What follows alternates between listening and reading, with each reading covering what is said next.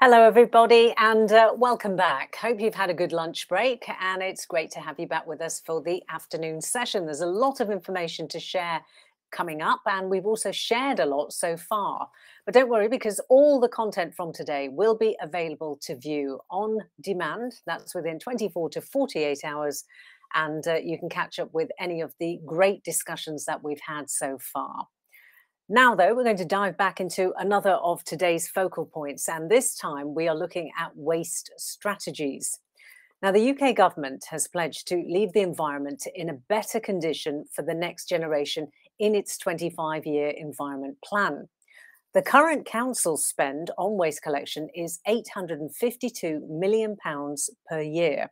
So, with the move towards a digitalised waste service, could we see local authorities reach their net zero targets and indeed reduce those costs?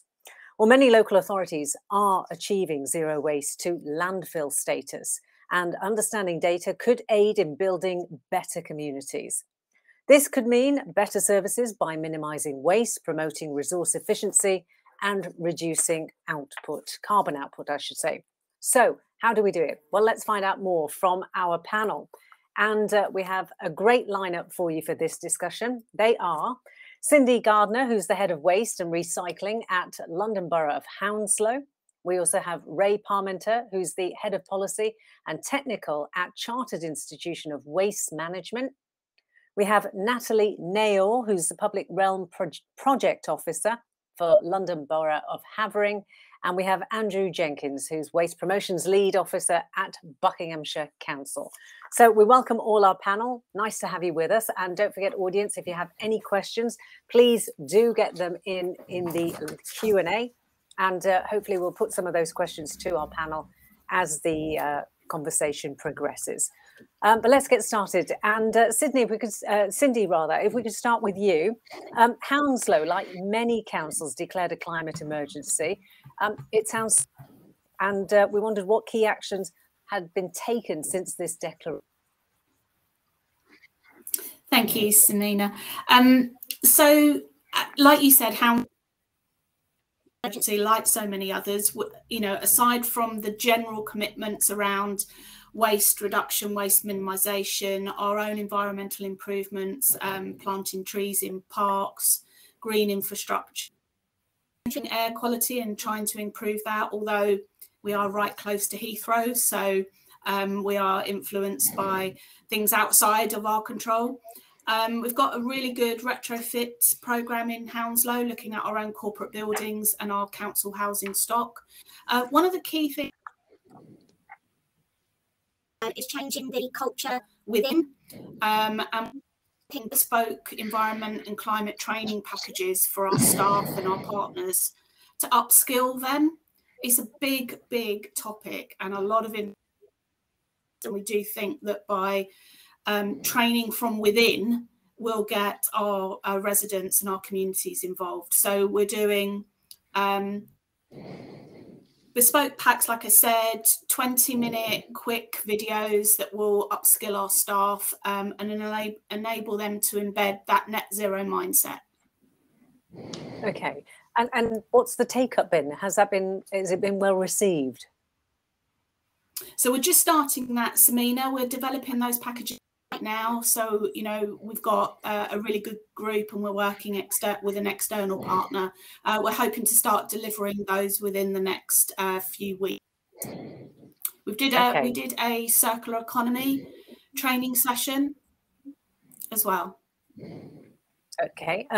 Tell us just very quickly, tell us about that then, please, Cindy, because it sounds interesting, circular economy. What does it actually mean? Yes.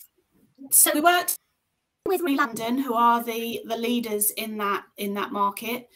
We developed a working group where we had our heads of service and decision makers within the council come together and talk about their service and what they thought circular and how they could deliver service areas. So we had public health, we had our procurement team, we had our IT and digital on the workshop, and it really was about discussing circular economy right at the heart of Hounslow. So we got some really good action points on shop, and each head of service has committed to make sure that circular economy and waste minimisation is at the heart of their service delivery. So it's not just about the waste and recycling arena, it is about everything we do in public sector. Great. Andrew, if we could bring you in at this stage, where does waste fit into the climate emergency on either an individual basis or as a local authority? I know Cindy's mentioned a little bit about that, but what more can you add to that? Yeah, I think waste is not the top of the list when it comes to reducing carbon emissions and addressing the climate emergency. But what it is, I feel it's one of the things that you can do every day and can make a difference every single day, however small. And it's quite, in theory, it's relatively easy to achieve. So like Cindy says, looking at your own buildings and how you manage your waste internally, it should be quite easy for local authorities because we're teaching residents to do it every day. So to do it ourselves shouldn't be too difficult. It's kind of an easy win. In terms of where it sits on that list of how much as a local authority you're producing in terms of carbon emissions, waste is nowhere near the top.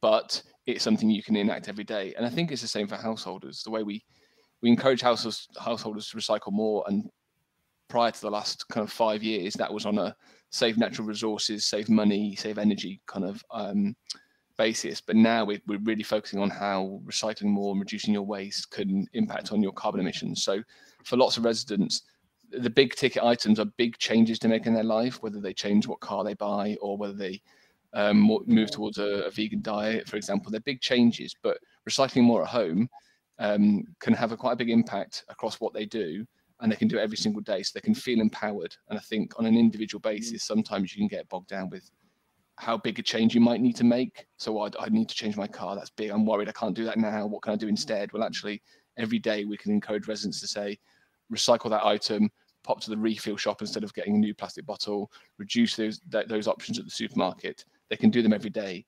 So waste isn't your biggest ticket item, but it is something that both local authorities and individuals can change today and make a positive impact. Do you think there needs to be more awareness of how big an impact you can make when it comes to waste? Because lots of us remember being told about food waste and that being a huge contributor to carbon emissions. You know, is the balance there really in that sense? Do we need to be better informed as the public? I think so, and I think the waste industry has a job to do there as well, because since time immemorial we've measured our waste industry in tons, and that's about it. So we recycle 60% based on weight. That's just a very arbitrary measure because it's easy to measure. We never measure the carbon impacts, or we never have done. We do know them, but we don't talk about them very much at the moment. So we do with food waste. RAP do really good work on the carbon impacts of food waste. And I think given the way the public's moved, the public aren't interested necessarily in recycling more as a kind of a broad aim. What they want to do is reduce their carbon emissions through recycling, through reducing. So I think we as the waste industry could do a lot more work in terms of moving towards that carbon impact of your waste, as opposed to the bog standard messages of, if you recycle a tin can, you can make a new tin can. We need to put that into the common language, basically. Yeah, exactly. Ray, what happened to the waste prevention strategy? Yeah, very good question. Yeah, it was consulted on last year, a revision to that, which was very much based around more voluntary measures. At the time, we thought we was going to get some sort of announcement this year, but it's gone very quiet. Radio silence is probably the best way of describing it. But coming back on what difference can sort of the waste sector make to global emissions? You mentioned food waste just now, and there was this startling statistic which was doing the rounds around COP26 last year about if food waste were a country, it would be the third largest global emitter of greenhouse gas emissions. Yes. So there is an enormous amount of work that can be done in that space in order to reduce emissions. And I've done some research today on the global, the circular economy. Oh, where's it gone? Big screen went blank for a minute. On the circular economy, and you know, if we embrace the circular economy, a more circular economy model, we could reduce greenhouse gas emissions just in the waste sector by a staggering 39%, which would account to something like 22.8 billion tons of carbon dioxide equivalent. So it's not true to say that, you know, waste can't make a difference to climate. It can have a significant impact on climate. It may not necessarily have a big impact in developed countries, but in countries in less developed countries, waste disposal services are still sort of very emerging. It's a really awful fact that a lot of countries don't have access to basic waste collection services around the country. There's still a lot of open burning going on. There's still a lot of uncontrolled landfill going on. And all of this contributes to global warming. So if we can get a handle on that, and in a global sense, we can make a huge difference. And we're well placed in this country and in other European countries as well to help these emerging countries with their waste management problems, because we've learned these lessons over the past. We've traditionally burnt and buried a lot of our waste through from the sort of the Industrial Revolution up until sort of like the early the mid to the late 21st century. So yeah, there's an enormous role for the waste sector to play here. Great. So the waste prevention strategy really is sort of like, you know, bringing it to the point where we change consumer behaviour and sort of don't necessarily want the latest thing, and we want to reuse things. We want to keep things in use for as long as possible. We want to sort of like change the way we think about sort of things like commercial or the latest tech and this sort of thing, rent rather than buy, those kind of models. That's really what the waste prevention strategy is all about. This is tying it all together in the circular economy sense. Yes, yeah, and it's emphasising it in a different way, isn't it? But making it so much more relevant, really. I wanted to ask you, Natalie, about the 2-bag challenge. What is it, and how did it come about? So basically, like all councils, we've got Havering's got really high waste disposal costs. And with our current contract, it doesn't matter whether it's a general waste stream or recycling stream, we pay the same amount per tonne. So we've always kind of, well, definitely for the last sort of, I'd say 12 to 15 years, focused on waste reduction, not changing streams into recycling more. And that kind of fits with the whole waste hierarchy with reduce, reuse, recycle, going from the top, and also kind of feeds into the whole circular economy as well. Now, we tried so many initiatives like cooking, sewing, electrical repairs, compost bins, so many nappies, everything. We've gone across the spectrum with stuff. And as much as, you know, we had good feedback and good take up of it, it tended to be the same people coming along and people that were quite into making changes anyway. And we needed to try a new approach to getting to people that produce a lot of waste.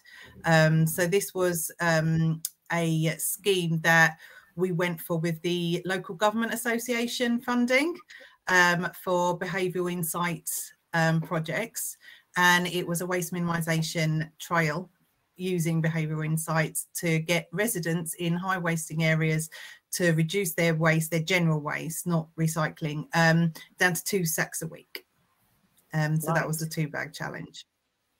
And did it work? It did. It did.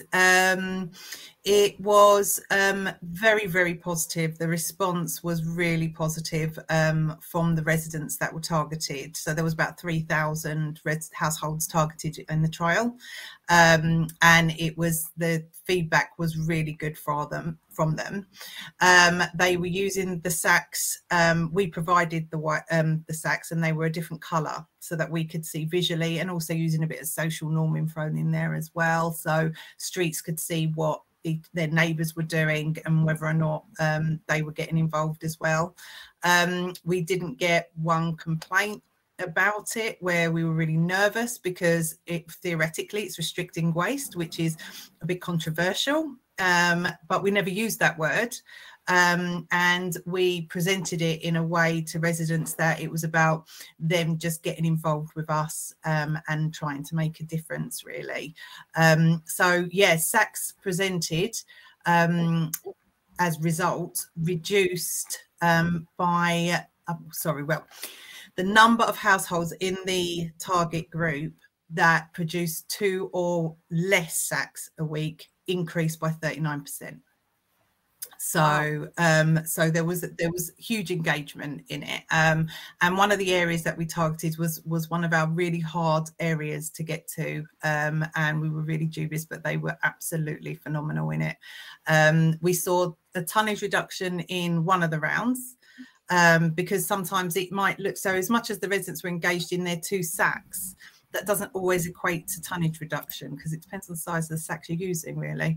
But one of the rounds did actually reduce their tonnage, and it was only a 4-week trial, and they reduced it to the equivalent of a cost saving of about £500 over that 4 weeks. So when you think that was only sort of about 1,200 households, and we've got over 100,000 households, that could mean quite a significant saving, really, if that was applied across the whole borough. Okay, and are you going to apply it across the borough? Are you rolling it out as such, or? Yes, we've just finished doing a phase 2 of the trial to another 2 high wasting areas. So we've just targeted about another 2,000 households, and we are at the moment doing some post monitoring and working with our business analysts to look at what the sort of trend was throughout the period before to when it happened to, we had like an intervention go on throughout it as well, where we deliver postcards to people that were still presenting more than 2 sacks. It was all part of the sort of insights and techniques. So yeah, so we're looking at sort of where it's going with it and how effective it was second time round. But second time round, we scaled it right back as well for financial reasons, to make sure it was feasible to roll out across the whole borough if we wanted to. So it will be quite telling what these results show us. Yeah, we're looking forward to hearing more about that when you've got those results. I know, Cindy, you have something. Stamina, can I just ask Natalie a question just on that? Yeah, of course you can. Yeah, of course. I wondered whether you saw an increase in recycling in the same area. So as people change their habits of what they throw in their black to the recycling stream rather than just disappear. We saw a slight increase. And that was a worry. It was a worry that people were just going to transfer the streams from, and it was going to be the same tonnage, but it wasn't. The tonnage reduced. So it was showing us that people were actually reducing waste. And the recycling sacks that were monitored only went up marginally, not enough for the amount that they went down in general waste. Okay. I was going to come to you, Cindy, anyway, to ask you about the communal food waste recycling service for flats and how that was working. Can you tell us a little bit more about that, please? Yeah, it's a really exciting project. At the beginning of 2020, we wanted to make sure that residents living in purpose-built high-rise, medium-rise flats had an equal service to a challenge with the number of flats that we've all got. We've done some waste composition analysis, just some sample testing, and we found that in the residual waste in our high-rise flats, about 40% of it was food waste. Obviously, you have unavoidable food waste, but a lot of this was thrown away food that shouldn't have been there in the first place. What we did was we looked at our housing stock, set ourselves an ambitious challenge of delivering communal food waste services to flats by the end of March 2022. We're slightly behind on that, partly due to COVID, but also to do with delays in the supply chain and manufacturing of housing units. We have installed communal food waste facilities at 12,000 households to date, and by the end of April it will be up to 16,000. An external housing unit positioned as close as we can. We provided a toolkit for residents living in the flats in the form of a letter explaining the service, a new leaflet, a kitchen caddy and a roll of liners.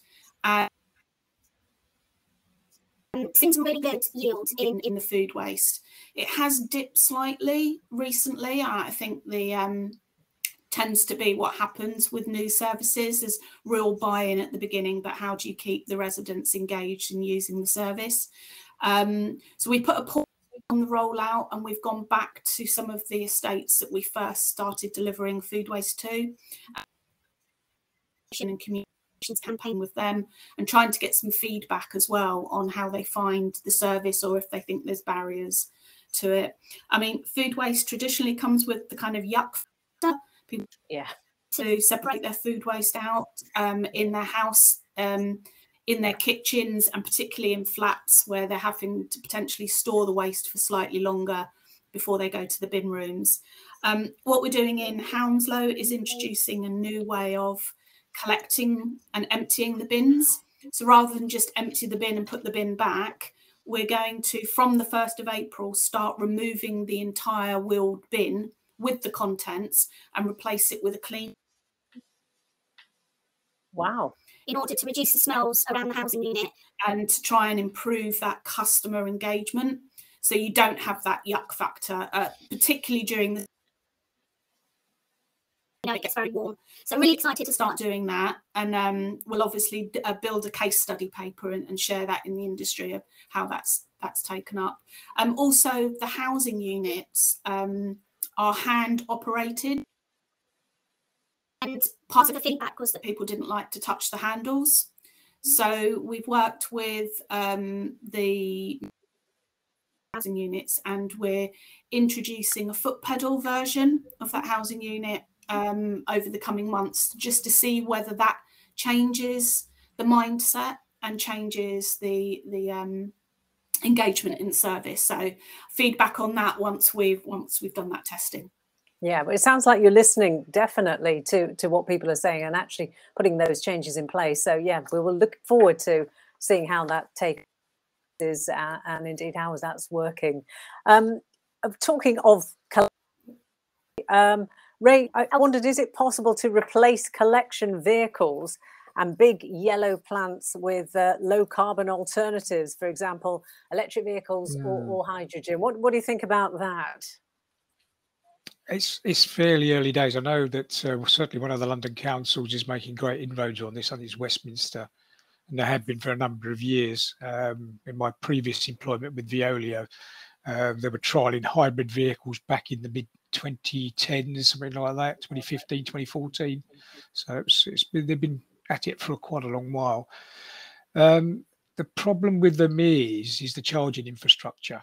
It's not really there at the moment. So they're having to sort of like come back to local depots to charge rather than charging en route. So it kind of limits their range to some extent. Hydrogen is probably the more exciting development as opposed to EV, because that's probably going to be more akin to what we currently see with conventional piston engine type vehicles. So you can go to a filling station, fill up with hydrogen, and you're off again, rather than sitting there on a charging system waiting for a few hours, one thing and another. But battery technology is all forever evolving. And I read an interesting article last week in the chemistry world, so I'm a member of the Royal Society of Chemistry, about battery technology and how that's evolving now in this country. And faster charging batteries are coming along now at a pace. So these vehicles will become more viable, I guess, in the not too distant future. The real worry for the sector at the moment is the removal of the red diesel surcharge or a discount rebate, and trying to replace that yellow kit which is on site with electric vehicles or vehicles which are powered up to the mains or using hydrogen. We kind of think they're going a bit too far, a bit too quick, HM Treasury on this, because those kind of bits of kit are not really available at the moment, not generally anyway. So there's a cost implication to that. If the diesel goes up, or goes away, diesel fuel prices go up, and then gate fee prices go up. So we're a bit concerned about that as a sector at the moment. But from a holistic point of view, electric vehicles and hydrogen replacement vehicles are the way to go with these things. They're better from an air emissions point of view, so you don't get the particulates. One of the worries with conventional collection, diesel collection vehicles is that they run at a suboptimal level. They're always stop starting, so the engines and the catalytic converters never really get up to temperature. So the emissions of nitrogen oxides and particulates are worse from those kind of vehicles than they are from a general lorry, which is going up and down at motorway at a pace. So it's because they're not getting quite so warm and not quite so hot. This is borne about particularly in the London area and other inner city areas by traffic congestion. So you've got these vehicles going up and down the streets, causing backlogs of traffic that causes more emissions. So the whole picture needs to be looked at in the round rather than sort of like individual little pieces of it. So it's a holistic solution. So better vehicles, more, EV or hydrogen, better route optimization is also very important as well. So they don't get so you don't have electric vehicles going up and down the road, but you're still causing a traffic jam behind you with conventional petrol and diesel cars. So, it's all got to be thought of in the round.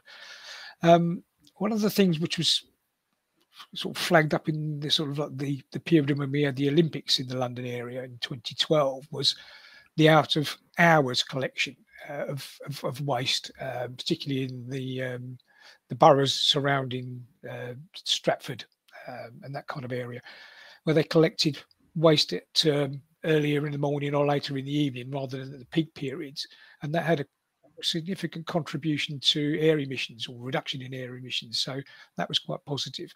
It's also quite a common model in European Union, where you get collection of waste very early in the morning or very late in the evening rather than at the peak hours.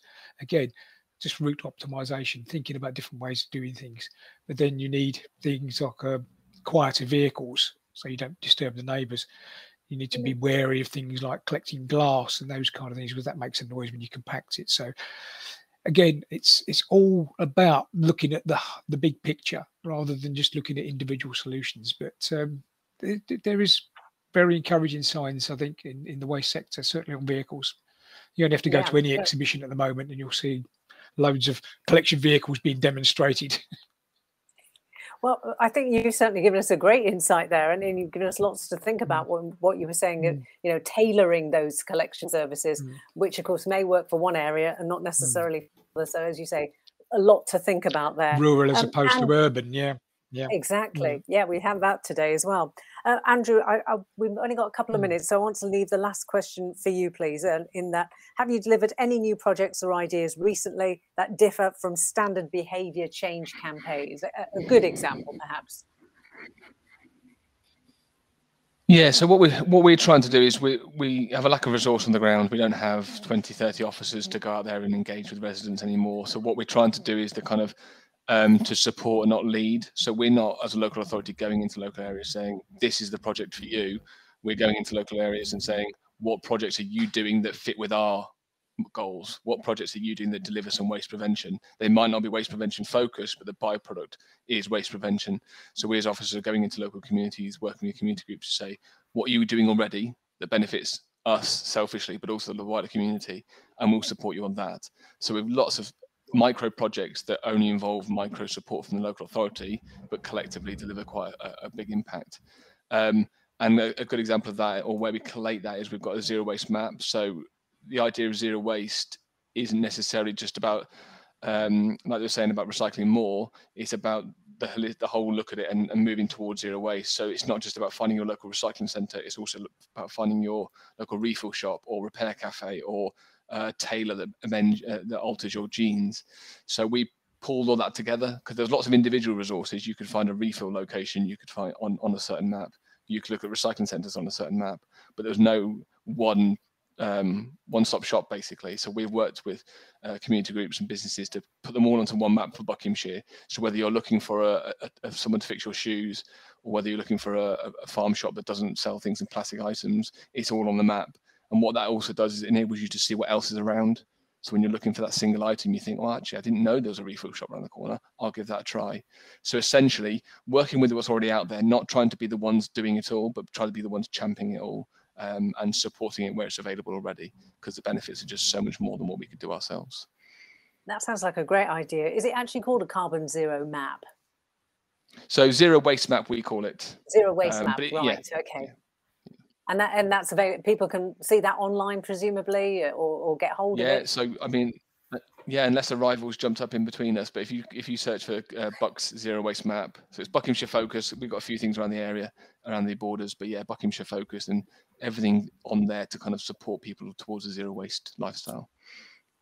Great. Okay. Well, on that optimistic note, we're going to have to leave it because we've run out of time. But Natalie, Cindy, Andrew, and Ray, I want to thank you all for all your information today and sharing all the best practice that you've given us today. It's really good to talk to you, and I hope you've enjoyed being part of the panel too. Thank you very much. Thank you very much. Thank you. And thank you, audience, as well. I know we had a couple of questions. Some of those can push over into our next discussion, actually, which hopefully will be coming a little bit later on this afternoon. In the meantime, though, we have our second and final keynote speaker of the day. Now, joining us is Shane Reese, and he's head of marketing from Chargy. Shane's going to be presenting Charging Towards Net Zero. It is fascinating, so enjoy his talk. Over to you, Shane. Great, thanks very much. Hi, everyone. So thanks very much for having me here today. In the next 15 minutes, we're going to look at the pace of change in EV charging and some exciting trends, and what we think they mean for organizations like you that manage public spaces where people park close to home. So as we said, I'm Shane Reese. I look after marketing for Chargy. Before joining Chargy a few months ago, I looked after sales and marketing for Ubertricity, another lamppost charging company that's now part of Shell. And before that, I spent nearly 20 years marketing low carbon energy solutions at EDF. So I get rather excited about the potential of making the transport and energy sectors work harmoniously together to maximize the carbon and cost saving benefits that electric vehicles have to offer. And it's a slightly peculiar passion, but someone's got to do it. And I hope to share some of that information with you today. Right. So slide on to the next slide. Right, so just a quick one. Who is Chargy? So if you haven't heard of us yet, we're a homegrown UK electric vehicle charging company specializing in community charging across a really wide range of settings, including on-street and community housing developments. We're best known for our bulletproof lamppost chargers that you can see on the left of this slide, and our super elegant and slimline 7 to 22 kilowatt bollard chargers that you can see in the middle, and I've got one over here. And we have around 900 of these installed in public parking locations today. And we really like to think of ourselves as innovative, and we've made our chargers as easy for drivers to use as a Tesla supercharger. So we have an app-free one-touch charging process, and we're currently testing wireless charging in on-street environments, working with a car club company. But enough about Chargy and me. Let's talk about driving faster change with you. So I think you've had some stats presented to you this morning, and I'll try and race through some of these things so we can talk about more some other things. But if you've been watching new vehicle sales statistics, not everyone's special interest, I know, but if you have, you'll have noticed a big surge in the sales of electric vehicles. And this is really big news. So just take a look at these numbers. In 2021, so the year just gone, there were more EVs sold than the previous 5 years combined. Last year, 1 in 6 new car sales had a plug, and 1 in 9 of those were full battery electric vehicles. And it looks like from the sales this year that trend is accelerating. So in February, the ratio was 1 in 4 new cars sold had a plug, and nearly 1 in 5 were full battery electric vehicles, so no alternative fuels. Now, for all of us with a professional interest, never mind our personal interest, in supporting the UK's ambitious decarbonisation goals, that's a really welcome trend. Because in 2016, or since 2016, the transport sector has been the biggest source of carbon emissions in our country. And the passenger cars account for around 75% of those emissions. So this is a really big problem. And of course, it's not only the climate change problem that road transport contributes to. Combustion engines spew out a lot of other pollutants and particles that contribute to a wide range of health problems. So supporting this faster take-up of electric vehicles as part of an integrated low-carbon mobility mix is in all our interests. But how, I think, is the question you should be asking. So in our discussions with councils and community housing providers, we're hearing you're facing a problem from this surge in new electric vehicle sales. And that's a surge in requests from your residents that lack a private driveway and therefore lack the ability to use their home electricity supply for charging their electric car. And they're asking for your support in getting public charge points near their home. Now, what was a request or two every week or so has multiplied many times over, and the sheer volume is too great to ignore or delay making decisions any longer. And there are lots of reasons to believe that this pace of change will only keep accelerating. So here are just a few. One of those is more choice. So more EV models are coming to market, putting them in reach with more drivers. And I don't just mean cheaper models, but also a wider variety of models, making EVs more suitable to a wider range of drivers. The latest one is VW. They've just started taking orders for their new electric camper van, the ID Buzz, and new electric vans are coming to market to help those in logistics and technical trades switch to EVs. Another push is more pollution control. So more cities are introducing or expanding low emission zones, which penalize combustion cars. London, for example, expanded its ULEZ to cover a much bigger area last year, and is now consulting on expanding that to the edge of its boundaries by the end of 2023. And other cities and regions are doing the same. Oxford, for instance, just brought in a zero emission zone in its city centre. And then crises. So nothing speeds up change like a crisis. Last year, we had the petrol shortages, which got a lot more people thinking about switching to electric cars. And I think the current petrol price crisis is doing the same thing. So I think of particular interest to councils and community housing providers is really, what does this mean for an important part of the community that you serve? And those are what I call working drivers. So these are people who drive for a living, typically moving people, boxes, or tools around. So think taxi and minicab drivers, delivery drivers, and tradespeople. And I bet you'll find a lot of these people living in the communities that you support. As high mileage drivers, as these are high mileage drivers who need their vehicle for a job, it's a good thing for your decarbonisation targets if these people switch to electric as quickly as possible. Also, as high mileage drivers who need their vehicle for a job, it's a good thing for your they contribute to a lot of local emissions. Now, we speak to a lot of fleet managers, and a lot of fleet managers are opting for electric vehicles wherever that type of vehicle is suitable. It makes their fleet a lot cheaper to operate over the long term. But one of the main barriers they face is their drivers. Many of the drivers working in these roles live in rented accommodation or in areas where there's little off-street parking. Oops, sorry. And the increased remote working trend since the pandemic means that more of those drivers take the vehicle home than before. So depot charging, which one of the earlier speakers was just talking about, isn't really viable. And because they do much more mileage than average private drivers, they need to recharge more often. So having a charge point very close to home that they know they can access is super important.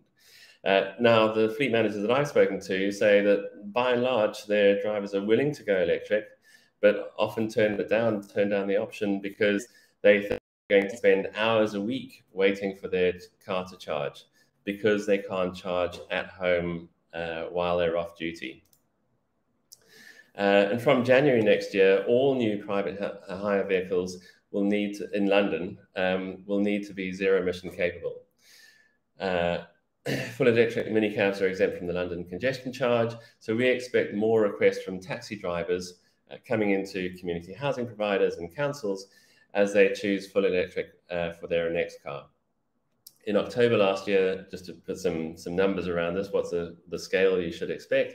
In October last year, the last data that I could find, around 5,000 out of the 100,000 licensed minicabs in London were electric. So, yeah, a small percentage so far. So, of course, anecdotally, it sounds reasonable that people are going to be more likely to go electric sooner if they believe that charging will be convenient. And there's no more convenient form of charging than what we call here at Chargy off-duty charging. So this is charging while charging your car while you're doing something else, without the threat of having to move the car as soon as it's charged or face a penalty. And there is some data to back this up. So this is some research published by the World Bank in December. It compared a range of influential factors and the correlation of EV take-up over several years in 12 countries, including the UK. And one of their key findings was that the ratio of chargers to EVs had the best correlation for EV take-up. So having more charge points was more effective for nearby, was more effective than purchase incentives for new electric cars or income levels or an urban versus rural setting. It was the key thing that seems to drive EV take-up. So it kind of turns out that Kevin Costner was right. A build it and they will come approach really can work to accelerate change. And speaking of going faster, what's the implication for your strategy? We think that's that you need to find a way to install charge points where your residents park now, ideally before they ask for it, and if they have asked, to be able to respond quickly. Now, if you're wondering how you're going to fund this approach, because that sounds ideal, but hard to fund in practice, charging providers like Chargy, and there are other ones out there as well, are willing to cover that cost for your public parking areas and provide a share of the charging revenue.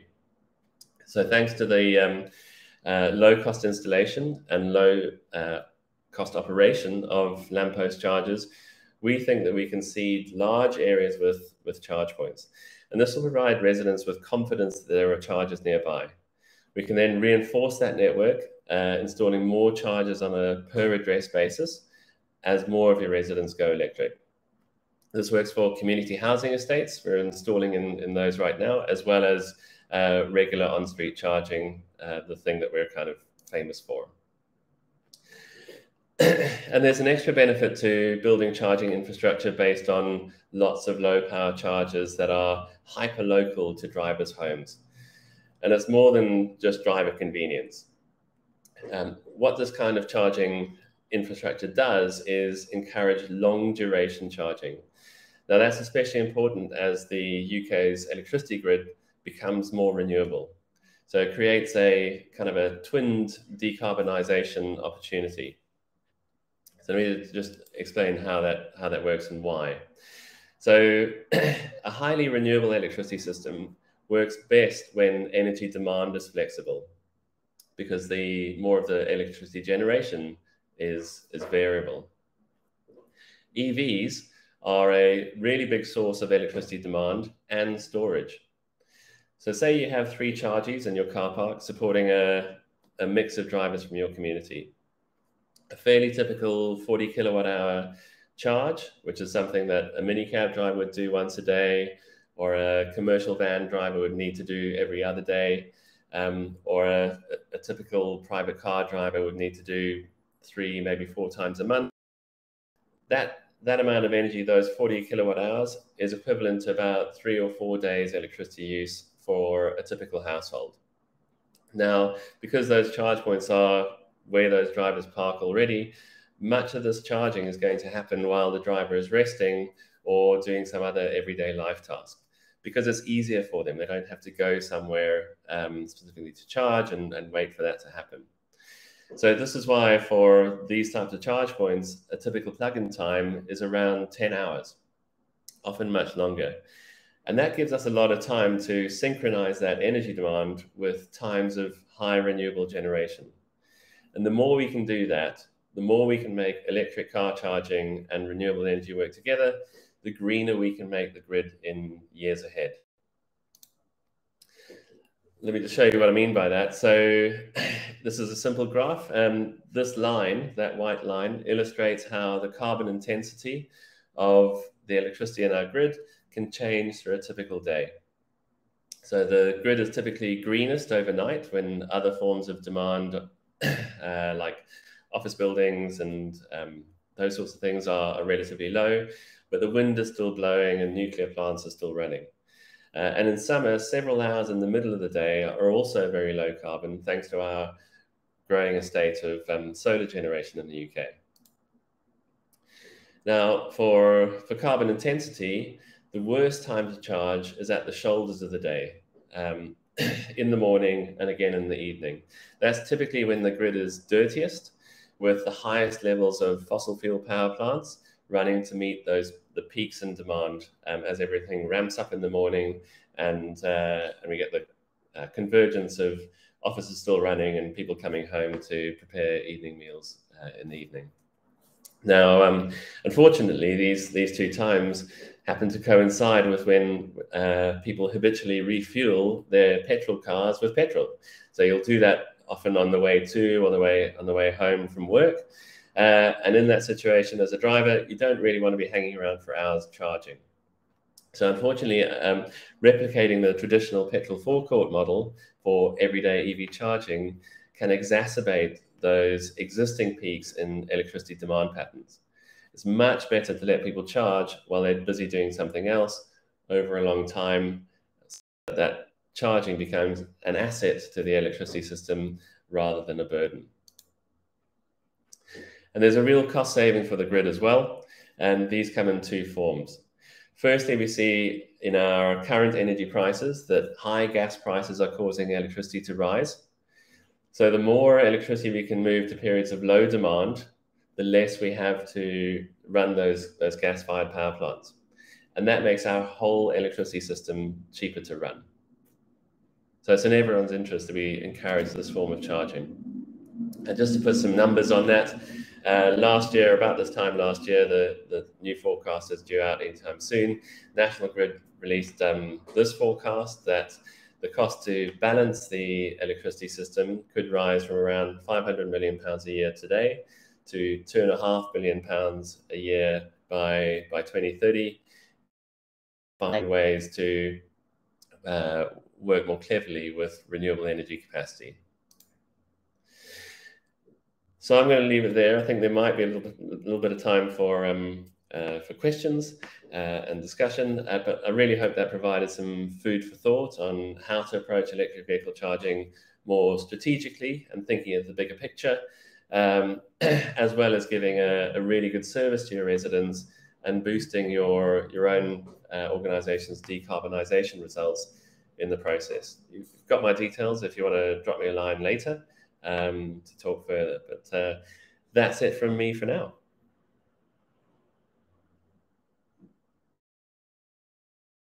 To think about. Fascinating to hear what you had to say, and thank you very much. And I know if people do have questions, they can get in touch with you. Sadly, we haven't got the time to take those just yet because we've got to go to a break, but thank you, and we'll make sure those questions get to you. So we do move on now to our last break of the day, and it is also your last chance in many respects to engage with all the platform has to offer. So please make sure you do get the most out of today, and more so if you are climbing that leaderboard. Enjoy the break. We'll be back at 2:55. We'll see you then.